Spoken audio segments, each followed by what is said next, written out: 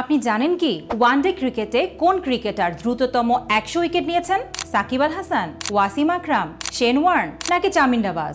না, এদের কেউই নন। ওয়ানডে ক্রিকেটে দ্রুততম 100 উইকেট নেয়ার রেকর্ড আফগানিস্তানের লেগ স্পিনার রশিদ খানের। মাত্র 44 ম্যাচে উইকেটের 3 অঙ্ক ছুঁয়েছেন এই আফগান কিংবদন্তি। কিছুদিন আগেই বিয়ের পিঁড়িতে বসা রশিদ খানের ওয়ানডে অভিষেক হয় 2015 সালের 18 অক্টোবর।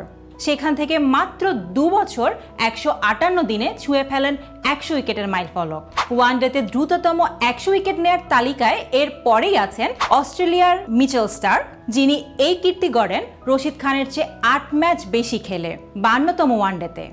এরপর 53 ম্যাচে পাকিস্তানের সাকলাইন মুস্তাক এবং সমান 54 ম্যাচে 100 উইকেট পান নিউজিল্যান্ডের শেন বন্ড ও বাংলাদেশের কাটার মাস্টার মুস্তাফিজুর রহমান। দর্শক, ওয়ানডেতে দ্রুততম 100 উইকেট নেয়া কোন বলার আপনার সবচেয়ে বেশি পছন্দের তা জানাতে পারেন কমেন্ট বক্সে। আর দেশ বিদেশের খেলাধুলার এমন সব মজার আপডেট পেতে চোখ রাখুন এন স্পোর্টসে, খেলার মাঠে সবার আগে।